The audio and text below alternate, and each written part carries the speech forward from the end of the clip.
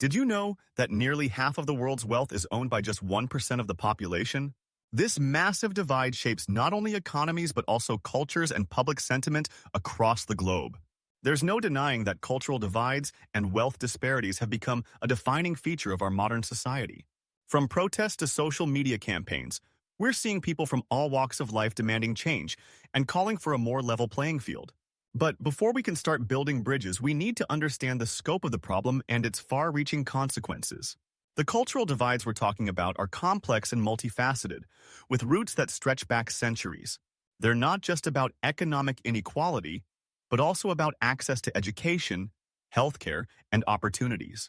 When certain groups are systematically denied these basic rights, it's no wonder we see resentment and anger simmering just below the surface.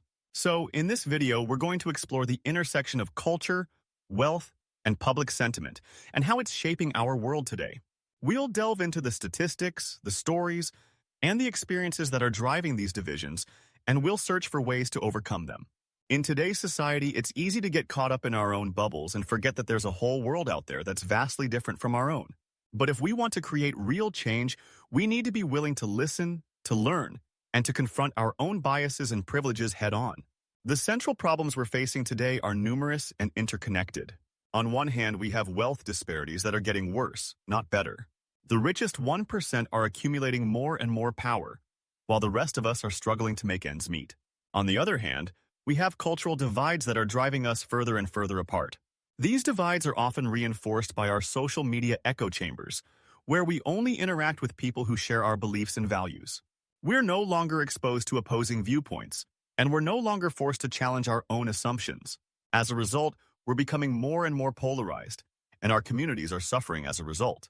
When we talk about cultural divides, we're not just talking about race, gender, or ethnicity. We're talking about access to resources, opportunities, and social mobility. We're talking about the fact that certain groups are consistently marginalized, oppressed, and silenced. The impact this has on public sentiment is profound. We see resentment building, we see anger boiling over, and we see a sense of hopelessness that permeates every level of society. People are feeling left behind, ignored, and disenchanted with the system.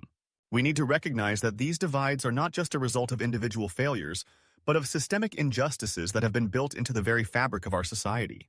We need to acknowledge that certain groups have been historically marginalized, and that this marginalization continues to this day.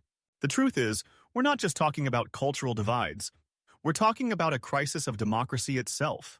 When certain groups are denied a voice, when they're denied access to power, and when they're denied basic human rights, we're no longer living in a democracy. We're living in a system that's rigged against the many and designed to benefit the few. The factors contributing to these divides are complex and multifaceted. We have economic policies that favor the wealthy, social media platforms that amplify division, and historical contexts that have been built on inequality. We have politicians who use rhetoric to divide us, and we have systems that perpetuate discrimination and oppression. Take, for example, the rise of the gig economy. On the surface, it seems like a great way to empower individuals and give them more flexibility. But scratch beneath the surface, and you'll find that it's really just a way to exploit workers, deny them benefits, and perpetuate income inequality.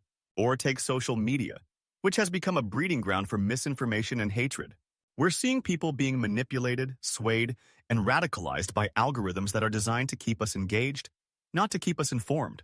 We're seeing the impact of historical contexts, where colonialism, slavery, and discrimination have been built into the very fabric of our society.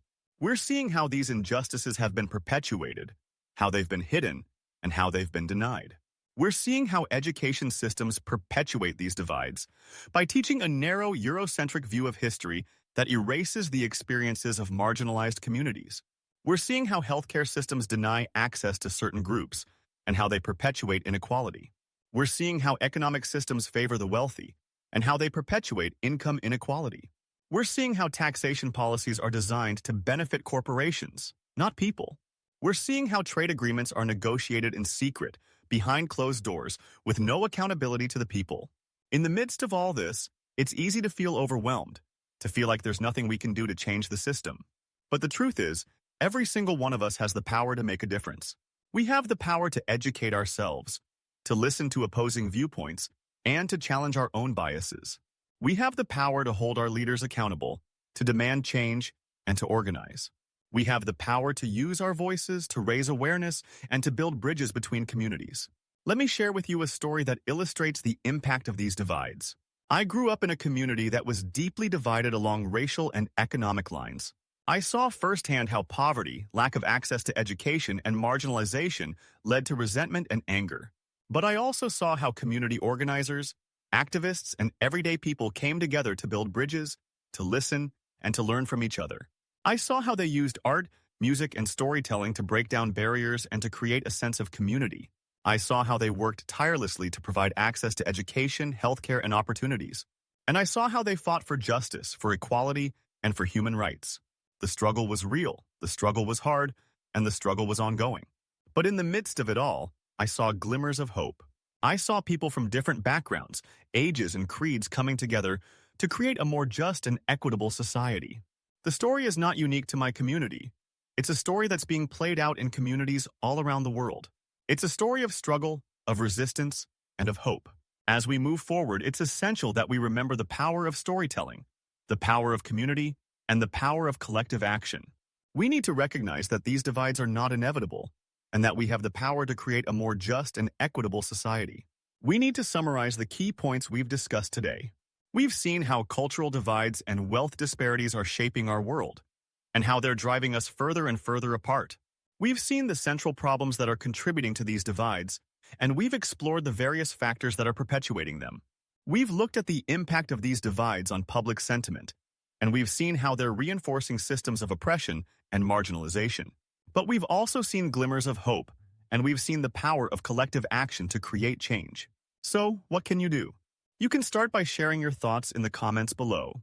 You can share your own experiences, your own struggles, and your own stories of hope and resilience. You can subscribe to our channel for more content that's exploring the intersection of culture, wealth, and public sentiment. And you can watch another related video on our channel, where we dive deeper into the world of economic policy and its impact on marginalized communities.